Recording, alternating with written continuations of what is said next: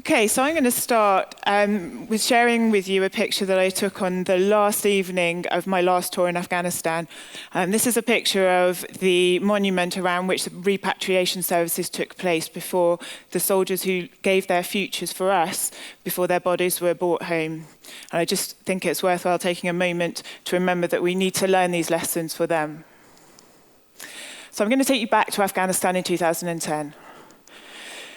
The MERT team were tasked on a job in the early hours of the morning, not unusually for that time of the year.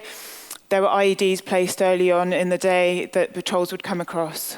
And on the way out, we found out we were going to 5 casualties, 2 of which had above-knee amputations, 1 of which was unconscious with no radial pulse.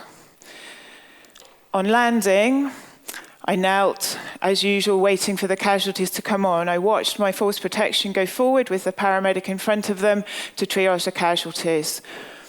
And I waited. And then I heard a thud, thud, thud, thud, thud, thud. It took me a second to work out what it was. And then I realized it was the minigun firing from the side. And then slightly further back, I could hear our force protection firing their rifles. And in the distance, the Taliban firing at our team. Put my head down to keep it under the armour of the Chinook and waited. I was waiting to hear the call of one of our guys being hit, actually, but to my amazement, that didn't seem to happen. They all amazingly seemed to get the casualties back on, and immediately we were head down treating the casualties in front of us. It's very easy in this scenario to become very task-focused immediately. And one of the things we've developed to stop this happening is something called timeout. Ideally after 90 seconds, but I think we managed to take a bit longer to do it this time. But what the concept happened after I did a job where I had 5 casualties and I had no concept of what was going on with the other 4 casualties on the back of that cab. I had a triple amputee to myself, and that took all of my bandwidth. So what we developed was a system of everybody in our team, eyes up, and just what have we got? How many casualties? What's the priority? Otherwise, there was no way of allocating the resources appropriately. And one of the other things that we developed was doing the basics well. Don't try and RSI a patient before you stop the bleeding, and make sure you prioritize the casualties in the right order. If you're stuck with a ventilated patient, you can't do the basics for the others unless they absolutely need it. The key bit about this job actually came out in the debrief, though, which was that everyone has a very different black box recording of what happened. The paramedic who got off the back that day had absolutely no idea that he was being fired at. He was so focused on trying to triage the casualties in the right order to come on because he hadn't quite got it right the last time, that he didn't hear or see the fire coming either way at him, and he was in the middle of it. He was in between our force protection and the enemy. And he still didn't believe us until we brought both the aircrew and the force protection in to tell him, because he'd been so tunnel visioned. And I just think that's a really graphic description of how, although we all know it, what can happen to our bandwidth when we focus. Another job that was perhaps more medically challenging than environmentally involved an Afghan national soldier that I went to 2 years later. This chap had a gunshot wound to the right side of his neck. He was actually bleeding out and had blood-soaked clothes from around his carotid area, about the level of the cricoid. When he came onto us, he was alert and had no radial pulse, was tachycardic, and so we started to give him blood. Probably got a couple of units into him before I noticed his heart rate had dropped to about 40, and he was quite a lot less responsive. My gut reaction was to say he needs an RSI. I didn't really think too much about it until I came to prep and realized that actually he had an expanding haematoma now. There was no more bleeding out. He had an expanding haematoma coming across his cricoid area, and his trachea was definitely deviated way to the left. I briefed the team that this was likely to be difficult. I was definitely going to be task-focused here, and I'd need all their attention.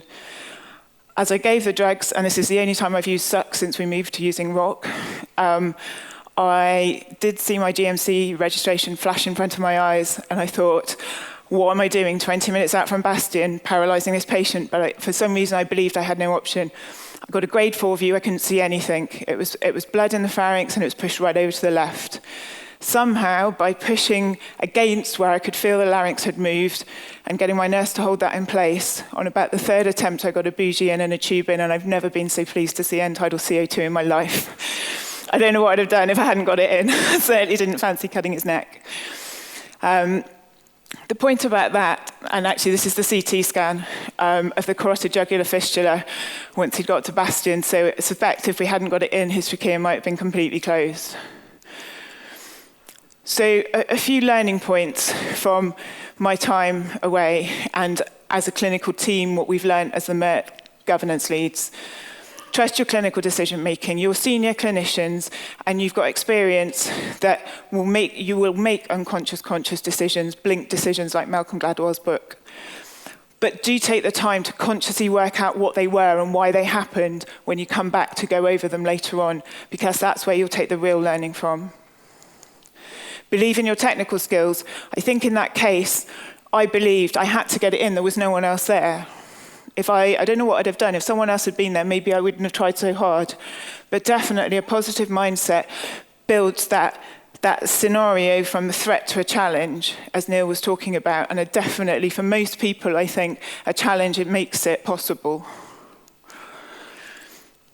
Again, on a theme that you've heard already this afternoon, the Yerkes-Dodson curves. If you know that you're going to need to focus, then you need to be on that top line. The simple task needs all of your focus. You don't want anything else distracting you, so make sure you're there and get others to take your tasks away from you that you don't need to worry about. But if you need to be the person making the decisions, the difficult decisions, and taking in all the information, and you can feel yourself on that slippery downslope of that curve to the point where you're pretty much frozen and unable to function, then you need to be doing something about it and taking a step back. Remember, everyone has a different black box recording of the event. Do really take the time to debrief and explore what actually happened and why. And a passion to achieve can eliminate fear, whether that fear is of the environment. I think we all found that actually the fear completely went when we just wanted to get to the casualties that were on the ground that we knew were bleeding to death. Or the fear of your performance of medicine.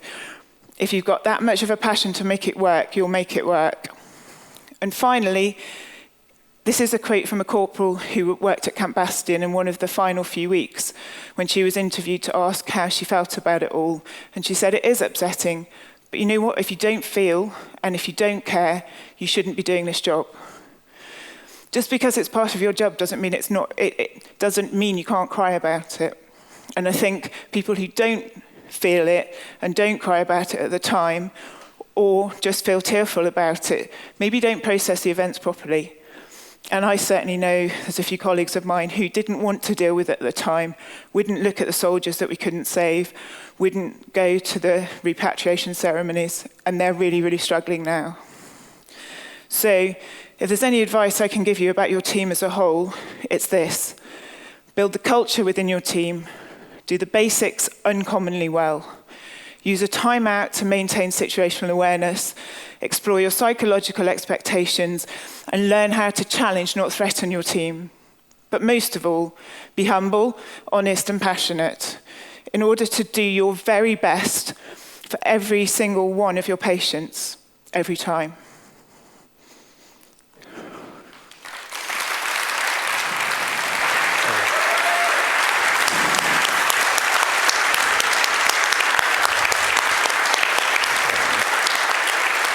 All right, gentlemen, what do you have?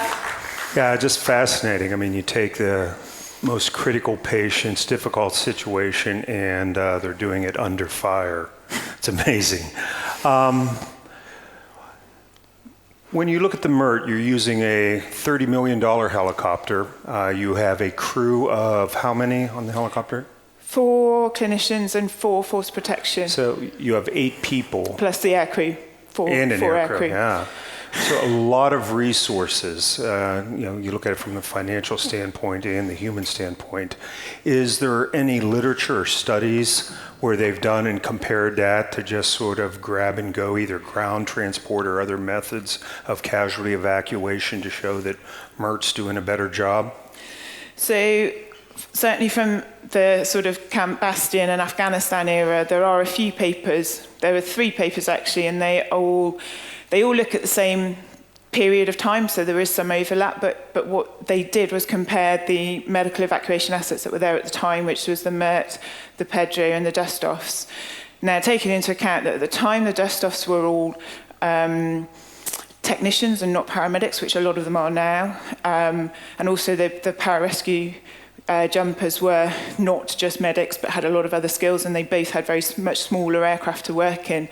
The evidence shows that MERT made a difference to outcomes in the middle mortality groups. There was no difference in the patients that were mildly injured, and there was no difference in the really, really high ISS patients that probably would have done very badly anyway.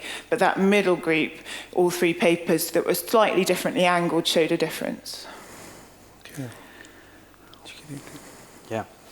If you don't feel and you don't care, you shouldn't be doing the job. So we currently are preaching to the choir where people have taken money out of their own pockets to come here and attend SMAC Force. How do we bring this message home? The message to who? To pre-hospital care providers in the entire world. I don't know, it's difficult because I think everybody feels that they just have to get on with the job, don't they? They feel that they shouldn't care. And I think the kind of personalities that do this are the kind of personalities that generally feel like they can't show weakness and that they should just get on with it. The best way, I think, is just of talking about it, of highlighting it, of making it normal. We've had a lot of discussions about psychological. I'm always asked that question at the end of military talks, but also at the end of recently the events in London. How are you going to deal with it? And I just think the thing is to talk about it and highlight it and make it something that we all accept as normal.